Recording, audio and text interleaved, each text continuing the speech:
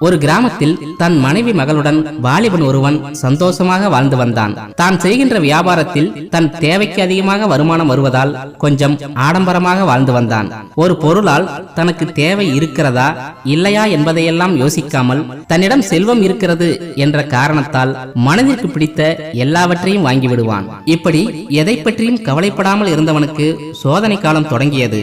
வாலிபனின் மகளுக்கு திடீரென உடலெல்லாம் கட்டிகள் போன்று ஏதோ ஒரு வினோதமான நோய் உண்டானது. தன் மகளின் மீது உயிரையே வைத்திருந்த வாலிபன் தன் மகளின் நிலையைக் கண்டு கண்ணீர் விட்டு அழுதான். நாட்டில் இருந்த சிறந்த வைத்தியர்கள் அனைவரையும் வரவழைத்து தன் மகளுக்கு வைத்தியம் பார்த்தான்.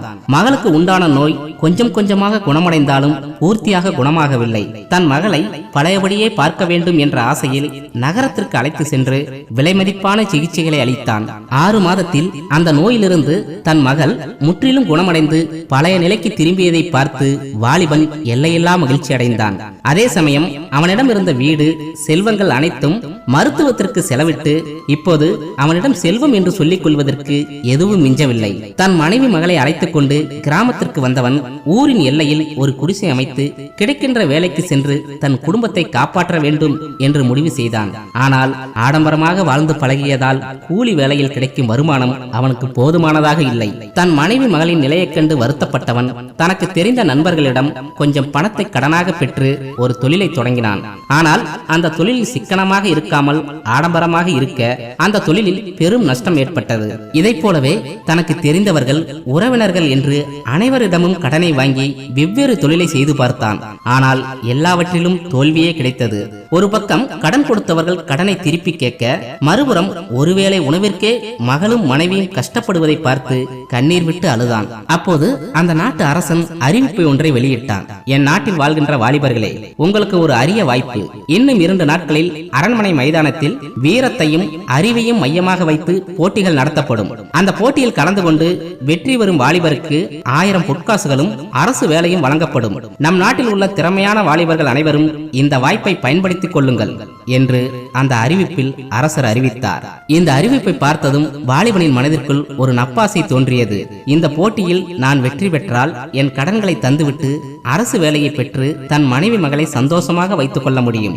ஒருவேளை இதுவும் தோல்வியில் முடிந்தால் என் மனைவி மகளை கொன்றுவிட்டு தானும் தற்கொலை செய்து கொள்ள வேண்டும் என்ற முடிவுடன் போட்டியில் கலந்து கொள்ள முடிவு செய்தான்.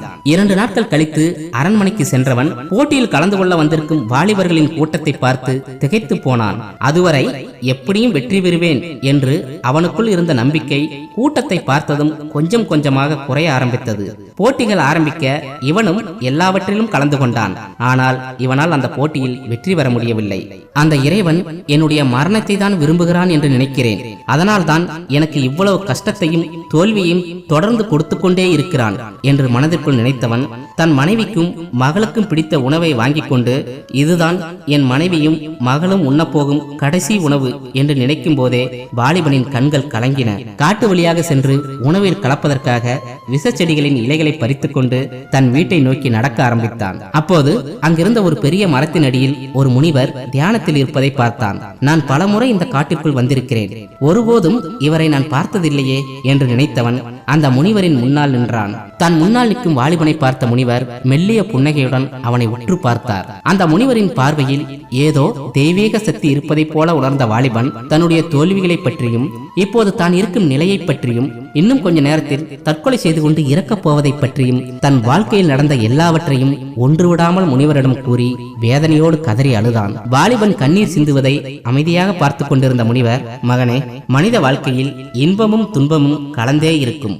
இன்பம் வரும்போது எப்படி அதை ஏற்றுக்கொண்டாயோ அதை போலவே துன்பத்தையும் நீ ஏற்றுக்கொள்ள வேண்டும். அதுதான் உலக நியதி.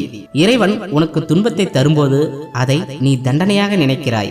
அதனால்தான் உன்னால் சரியான முடிவை எடுக்க முடியாமல் இப்போது தற்கொலை என்ற கோழைத்தனமான முடிவை எடுத்திருக்கிறாய். இறைவன் உனக்கு கஷ்டங்களை தரும்போதெல்லாம் உன் மன வலிமையை சோதித்து பார்க்கிறார் என்று நினைத்துக் கொண்டு நீ செயல்பட வேண்டும். அப்படி நீ இருந்திருந்தால் உன் கஷ்டங்கள் உனக்கு பெரியதாக தெரிந்திருக்காது என்று முனிவர் பல போதனைகளை கூறினாலும் வாலிபனின் மனம் அதையெல்லாம் ஏற்றுக்கொள்ளவில்லை.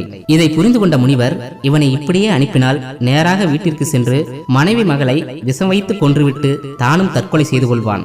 இவனின் எண்ணத்தை மாற்ற வேண்டும் என்று முனிவர் முடிவெடுத்தார். மகனே, இந்த பொற்காசுகள் எனக்கு காணிக்கையாக கிடைத்தவை. இவற்றை வைத்து ஒரு வாரத்திற்கு தேவையான உணவுப் பொருட்களை வாங்கி உன் மனைவியிடம் கொடுத்துவிட்டு என்னிடம் வா. வாழ்க்கையின் அர்த்தத்தை உனக்கு புரிய வைக்கிறேன் என்று அந்த வாலிபனை அனுப்பி வைத்தார். வாலிபனும் ஒரு வாரத்திற்கு தேவையான உணவுப் பொருட்களை மனைவியிடம் கொடுத்துவிட்டு, ஒரு முக்கியமான விஷயமாக முனிவர் ஒருவரை சந்திக்கப் போகிறேன், வருவதற்கு ஒரு வாரம் ஆகலாம், அதுவரை நீ மகளை பத்திரமாக பார்த்துக்கொள் என்று மனைவியிடம் கூறிவிட்டு மீண்டும் முனிவரிடம் வந்து சேர்ந்தான். வாலிபனை அழைத்துக் கொண்டு மலையின் உச்சியில் இருந்த ஒரு பாழடைந்த கோவிலுக்கு வந்து சேர்ந்தார். மகனே, இந்த கோவில் மிகவும் பிரசித்தி பெற்றது. ஆனால் இங்கிருக்கும் இந்த 3 கரையான் புற்றுகளால் அவற்றை உண்ண வரும் பாம்புகளின் எண்ணிக்கை இங்கு அதிகமாக உண்டாகிவிட்டது. அதனால் இந்த கோவிலுக்கு மக்கள் வருவதற்கு அச்சப்படுகின்றனர். எனவே எனக்கு நீ ஒரு உதவி செய்ய வேண்டும். இந்த கோவிலில் 7 நாட்கள் தங்கியிருந்து இங்கு இருக்கின்ற எல்லா புற்றுகளையும் அழிக்க வேண்டும். அப்படி அழிக்கும் போது எந்த உயிருக்கும் ஆபத்து ஏற்படக்கூடாது. 7 நாட்கள் முடிந்ததும் என்னை வந்து பார். வாழ்க்கையின் ரகசியத்தை உனக்கு நான் கூறுகிறேன் என்று கூறிவிட்டு முனிவர் அங்கிருந்து புறப்பட்டு மீண்டும் பழைய இடத்திற்கே வந்து சேர்ந்தார். சிறிது நேரத்தில் சூரியன் மறைந்து இருள் வரத் தொடங்கியது. வாலிபன் அந்த காட்டில் கிடைக்கின்ற பழங்கள், தேன், கிழங்குகள் போன்றவற்றை சேகரித்து அந்த இரவு பசியாறிவிட்டு காலையில் வேலையை தொடங்கலாம் என்று அந்த கோவிலில் ஒரு மூலையில் படுத்துக் கொண்டான். மறுநாள் எழுந்து கோவிலுக்கு அருகில் இருந்த 3 புற்றுகளையும் தரைமட்டமாக உடைத்தெறிந்தான்.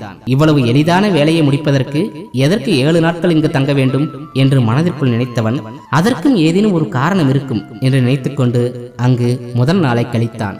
2வது நாள் புற்று இருந்த இடத்தை பார்த்தவன் அதிர்ச்சி அடைந்தான். அந்த இடத்தில் மீண்டும் கரையான்கள் தாங்கள் தங்கும் இடத்தை கட்டி கொண்டிருந்தன. உடனே அந்த வாலிபன் மீண்டும் பழையபடியே அதை தரைமட்டமாக உடைத்தெறிந்தான். பயத்தில் கரையான்கள் சிதறி ஓடுவதை பார்த்தவன் இனி இவைகள் இங்கு வராது என்று நினைத்துக் கொண்டே 2வது நாளை கழித்தான்.